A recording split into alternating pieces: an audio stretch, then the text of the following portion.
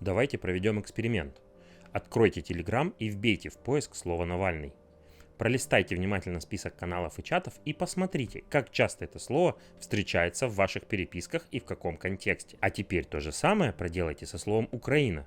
И представьте, что вы следователь, которому нужно найти повод для очередного уголовного дела. Да, неприятно, но это эксперимент. Получилось? Нашли хотя бы пару сообщений, которые могут лечь в основу обвинения. Если нет, я подскажу варианты. Статья 207.3 «Распространение фейков о вооруженных силах России». Статья 282.2 «Участие в деятельности экстремистской организации». Даже этих двух статей легко хватит, чтобы натянуть вам дело, а Уголовный кодекс богат и многими другими статьями. Теперь давайте поговорим, как сделать так, чтобы этого никогда не произошло. И заодно о том, какая информация на самом деле доступна силовикам в Телеграме и какие данные о вас у них есть. Считается, что Telegram один из самых надежных мессенджеров, потому что вас не смогут в нем идентифицировать.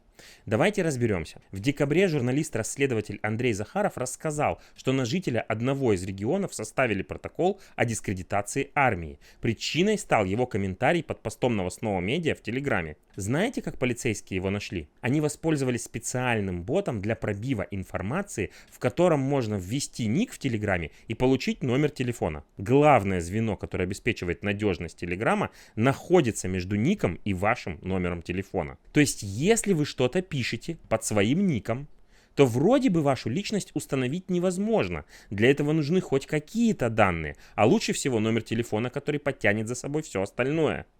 Но можно ли узнать его, если он скрыт в вашем профиле? Неутешительный ответ.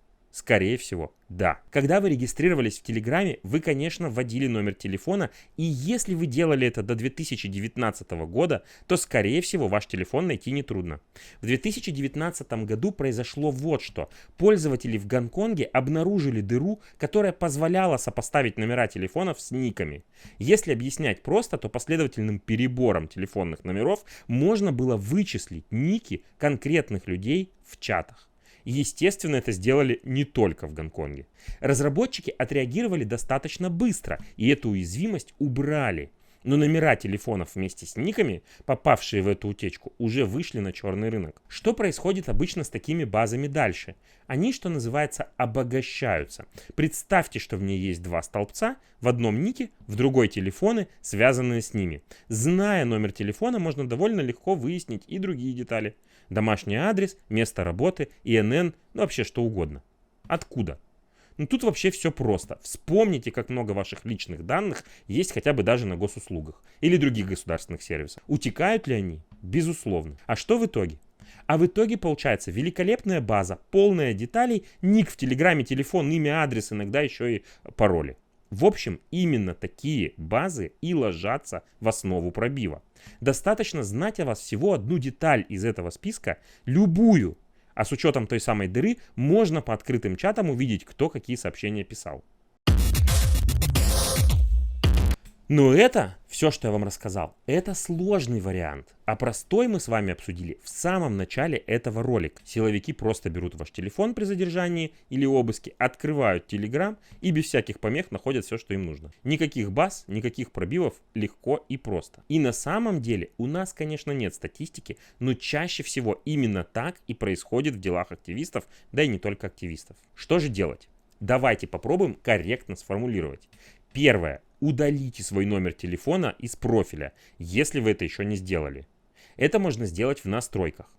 Второе. Обязательно включить двухфакторную аутентификацию, чтобы никто не мог войти в ваш аккаунт в Телеграме, например, с другого телефона. Это база, которая должна быть в любом случае. Идем дальше. Конечно, самый надежный метод не светиться – это ничего не комментировать и не писать в публичных чатах. Золотое правило такое: когда вы пишете любое сообщение, представьте его на экране передачи «Воскресный вечер» с Владимиром Соловьевым и подумайте, готовы ли вы к этому. Даже если вы крайне аккуратны, то сообщения из чата могут утечь через любого из его участников. Если же вы понимаете, что в вашем случае вам нужна анонимность, давайте разберемся, как ее достичь. Еще полезно разделить публичное общение и приватное. Если вы общаетесь только в личных чатах с друзьями и знакомыми и не пишете никаких постов или комментариев в публичных открытых группах, то все окей.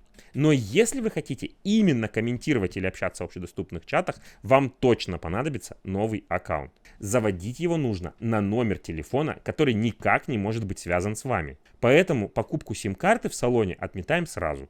Ваш вариант – симка без привязки к паспорту или виртуальная симка с одноразовым номером, которая позволит зарегистрироваться в Телеграме. Второе правило. Ваше имя в новом аккаунте должно быть совершенно не связано с вашим настоящим именем. Ваша фотография на аватарке тоже.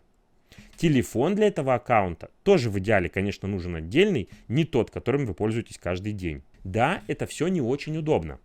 Да, это осложняет общение, но сейчас это те базовые правила, которые необходимо соблюдать, особенно если вы в России. Нам всем нужно остаться на свободе и дожить до лучших времен. Под этим роликом мы оставим чек-лист, по которому вы сможете проверить, насколько хорошо вы защищены в Телеграме. Берегите себя, подписывайтесь на наш канал, помогайте рассказывать о базовых правилах безопасности всем, кто в России.